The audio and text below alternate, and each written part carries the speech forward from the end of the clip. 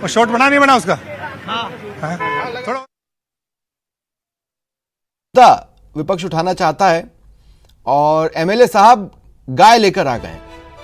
देखिए, कई बार इंटरेस्टिंग तस्वीरें देखने को मिलती हैं। कभी कोई नंगे पैर अपनी बातों को रखने के लिए आता है, कभी बैलगाड़ी पर। और मैं राजस्थान सरकार से मांग करता हूं कि लंपी से ग्रसित जो हमारी गौ माता है उसकी जो प्रॉपर दवाई की व्यवस्था करे, टीके की व्यवस्था करे। मैं भी विधायक होने के नाते 10 लाख रुपए मैंने मेरे विधायक फंड से दिए, लेकिन आज तक उनकी स्वप्निल लंपी का मुद्दा भीतर गरमाया, जबरदस्त हंगामा बरपा और उसके बाद में सुरेश रावत जब बाहर आए तो देखा कि एक लंपी से ग्रसित गाय लेकर के विधानसभा में आ गए। आपको लगा कि गाय को ले जाएंगे तो आवाज दूर तक जाएगी? बिल्कुल निश्चित रूप से सरकार का ध्यान आकर्षित होगा, इसलिए मैं गौ माता को लेकर आया। और मेरी मांग है कि सरकार से, क्योंकि हमारे किसानों के पास 2-2, 3-3 गौ माताएं थी, वो सब मर चुकी है बीमारी के कारण। उनकी गणना हो, किसानों को उचित मुआवजा मिले। और लेकिन गौ माता तो भाग गई इनके पास से, ये उनके पीछे नहीं गए और आगे से ये वायरस नहीं फैले। अभी जो फैला हुआ है उसके लिए दवाइयों की व्यवस्था हो ताकि हमारी गौ माता को बचा सके। और निश्चित रूप से इस राजस्थान की कांग्रेस सरकार ने गौ हत्या की है, हजारों लाखों। देखिए स्वप्निल, बहुत बड़ा मुद्दा है इस वक्त लंपी का वायरस, और इसी मुद्दे को कैश करने की कोशिश कर रही है बीजेपी। सदन के भीतर जैसे ही कार्रवाई शुरू हुई तो वंदे मातरम का भी इंतजार नहीं किया। विपक्ष के जो विधायक है उन्होंने सीधे खड़े हो गए। जब स्पीकर ने कहा कि पहले वंदे मातरम कर लेते हैं, जैसे वंदे मातरम पूरा हुआ तो सरकार को समर्थन दे रहे विधायक भी लंपी को लेकर के सरकार को घेरते हुए नजर आए। संयम लोढ़ा ने भी सरकार को घेरने की कोशिश की। उसके बाद में तमाम जो विपक्ष के विधायक हैं वो वैल में चले गए, सरकार विरोधी नारेबाजी करने लगे और लंपी को लेकर सरकार को घेरने की कोशिश की। इस वक्त भी जब विधानसभा की कार्यवाही स्थगित है, विपक्ष वैल में धरना देकर के बैठा हुआ है और नारेबाजी की जा रही है, सरकार को घेरा जा रहा है और साबित करने में लगे विपक्ष के विधायक कि लंपी से निपटने में राज्य की सरकार जो है वो कामयाब नहीं हुई। उसने जो कदम उठाए वो कारगर नहीं है, वैक्सीनेशन हो नहीं पा रहा है और गायें लगातार मर रही हैं। गौ माता की जय जयकार भी भीतर विपक्ष के जो विधायक हैं वो लगा रहे हैं इस वक्त। तो इस वक्त जो है राजस्थान की विधानसभा स्थगित है। 11:37 पर फिर से कार्रवाई शुरू होगी, लेकिन उससे पहले ही जैसे ही कार्रवाई स्थगित हुई हम बाहर आए तो ये पुष्कर के विधायक थे जो साथ में गाय को लेकर के आए थे। गाय जो है इनको छोड़ करके चली गई और ये कह रहे हैं कि ये गाय लंपी से ग्रसित है। जब इलाज हो नहीं पाया तो मैं इसको लेकर के यहाँ राजस्थान की विधानसभा के बाहर आया हूँ, विधानसभा के दरवाजे पर आया हूँ। एक्चुअली विपक्ष को कल एक बहुत बड़ा हथियार मिल गया बाबूलाल। उनको देखिए, उनकी पहले जो भी रणनीति रही हो, लेकिन उनको सबसे बड़ा हथियार ये मिला कि कल जो वीडियो संघ ने जो आंकड़े लाकर सामने रखे, अब ऐसे में सरकार की ओर से क्या स्थिति स्पष्ट की जाती है ये भी देखने वाली बात होगी, क्योंकि सरकार भी चाहेगी विधानसभा की कार्रवाई सुचारू चले।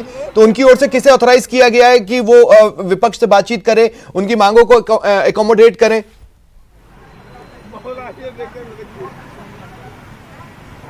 जी देखिए, आज ज्यादा कुछ होना जाना नहीं है, लेकिन कल की जब कार्रवाई शुरू होगी तो प्रश्नकाल भी होगा और सवाल भी जरूर इसके ऊपर पूछे जाएंगे।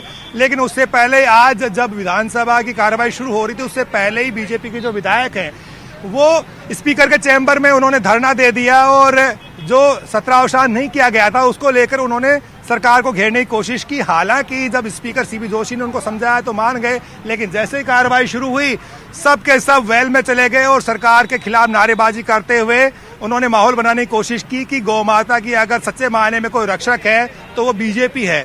तो विपक्ष इस वक्त सरकार पर हमलावर है। सदन की कार्यवाही स्थगित है और तमाम जो बीजेपी के विधायक हैं, जो दूसरे पक्ष के सदस्य हैं, वो धरना दे रहे हैं, सरकार को भला बुरा कह रहे हैं और नारेबाजी कर रहे हैं। 11:37 पर जब हाउस फिर से शुरू होगा तब संभावना यही है कि फिर से जो है हंगामा बरपता रहेगा, क्योंकि आज की जो कार्यसूची है उसमें ये चीजें नहीं है। लेकिन फिर भी विपक्ष के जो विधायक है वो सरकार पर दबाव बनाने की पूरी कोशिश कर रहे हैं। आज ही वो छा जाना चाहते हैं प्रदेश की जनता के दिलों में। उनको लगता है कि आज ही इस इश्यू को हवा दी जाएगी तो जनता तक आवाज जाएगी। विपक्ष जब गाय मर रही थी तो खामोश नहीं था, सदन से लेकर सड़क पर वो लड़ाई लड़ रहा था। लिहाजा दोनों ही जो दल हैं, सत्ता पक्ष और विपक्ष, एक बार फिर से सुरेश रावत हमारे साथ जुड़ रहे हैं। सुरेश रावत, आपने गौ माता को इतनी तकलीफ दी, आप ये तो बताइए गायें कितनी पालते हैं आप?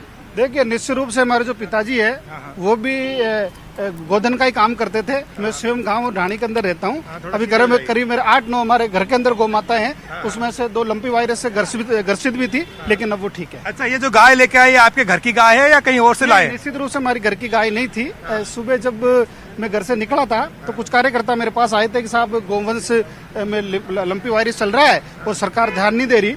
तो उनका सबका हमारा सुझाव था, क्योंकि सरकार का ध्यान आकर्षित करने के लिए इस तरह का हम समय समय पे प्रयोग करते रहते हैं। तो हमने कहा भाई जो कोई गौ माता हो और अपन गौ माता को ले चलते हैं ताकि सरकार का ध्यान आकर्षित हो। गाय के जो पैरों में आपने दावना लगा रखा था, राजस्थानी में कहते हैं ना, उनको एक तरह से वो चलने फिरने में असहज महसूस कर रही थी। हाथ में आपने लाठी ली हुई है। एमएलए साहब, क्या गाय को तकलीफ नहीं दी आपने ऐसे दौर में सिर्फ छाने के लिए? देखिए, निश्चित रूप से मैं भी गवाला रहा हुआ हूँ, मैंने भी गौ माता चराई है।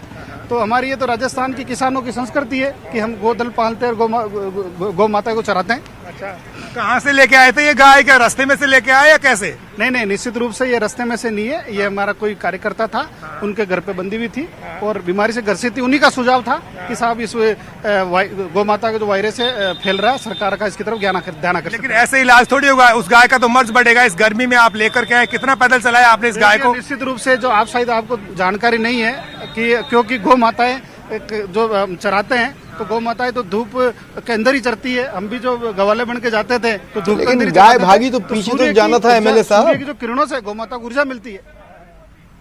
ठीक है, धन्यवाद। तो स्वप्निल सवाल पूछ रहे हैं, जब गाय माता दौड़ पड़ी तो आप पीछे क्यों नहीं गए? आप तो ग्वाला हैं, खुद को ग्वाला करार दे रहे हैं। निश्चित रूप से गौ माता के साथ कुछ उनके लोग आए थे जिनकी गौ माताएं थी, तो वो उसको संभाल रहे थे, क्योंकि यहाँ काफी ट्रैफिक भी था। तो गौ माता के लग ना जाए इसके लिए हमने उसकी व्यवस्था कर रखी थी। तो ये था इनका जवाब। स्वप्निल, सुना आपने? मैं बाबूलाल, मैं आऊंगा आपके पास, उससे पहले देखिए ये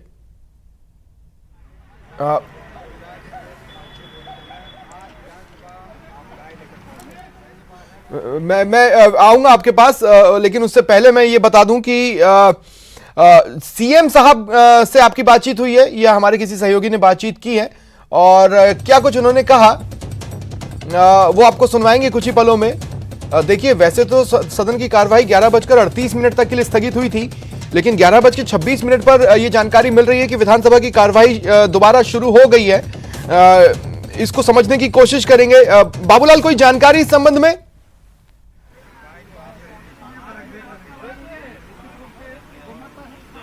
जी देखिए, विपक्ष को समझाने की पूरी कोशिश है। सरकार और सत्ता पक्ष जो है वो हाउस को चलाना चाहता है। आज कार्यसूची में कोई काम नहीं है, सिर्फ शोक का अभिव्यक्ति होनी है। जो दिवंगत हैं, जो सांसद और विधायक, उनको श्रद्धांजलि अर्पित करेगा राजस्थान का सदन। लेकिन इससे पहले ही, क्योंकि ये जो जब इस तरह की शोकाभिव्यक्ति होती है या कंडोलेंस होता है तो हंगामा नहीं होता कभी भी। इस तरह की परंपरा नहीं है। राजस्थान की जो विधानसभा है उसकी जो मर्यादा और परंपराएं हैं उसकी जो है ना, लोग उदाहरण देते हैं। पूरे राजस्थान की विधानसभा की पूरे देश में बहुत बड़ा सम्मान है। लेकिन आज जो कुछ हुआ उसे ठीक नहीं कहा जा सकता। नहीं, लेकिन विधानसभा की कार्रवाई क्या 11:38 तक के लिए स्थगित हुई थी? अगर ऐसा है तो फिर कार्रवाई उससे लगभग 10-12 मिनट पहले दोबारा शुरू होने की जो ब्रेकिंग आ रही है, इसको स्पष्ट करें थोड़ा सा।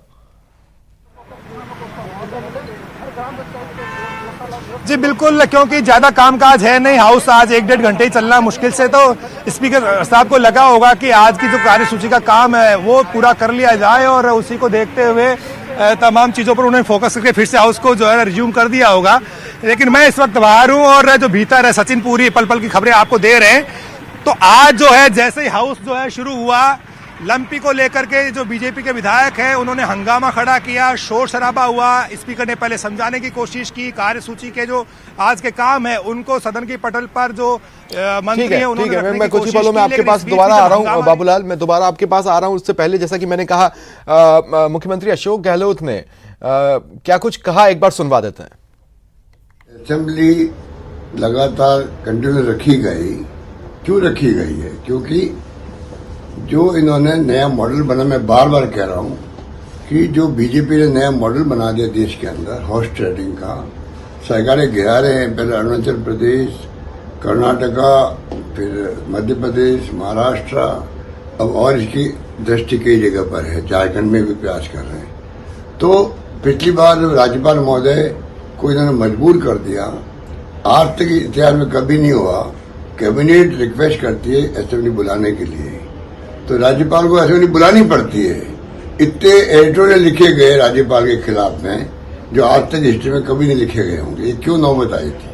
क्योंकि इनको इशारा था रिक्वेस्ट हम कर रहे हैं, वो बुला नहीं रहे हैं। उल्टा होता है, कई बार जब मेजोरिटी नहीं होती है तो राज्यपाल आदेश देता सरकार को, आपको असेंबली बुला के अपना बहुमत सिद्ध करना है। उस केस में जो धरना हुआ था एमएलए का, उल्टा हो गया उस वक्त में, ये नौबत आई थी। इसलिए जानबूझ के हम लोगों ने बुलाई, जानबूझ के नहीं बुलाई। अगर इनकी नीति और खराब हो जाए या खराब थी, वो तो हमने इनकी ऐसी स्थिति कर दी, इनकी चलने नहीं दी। और रुकेंगे एक ब्रेक के लिए।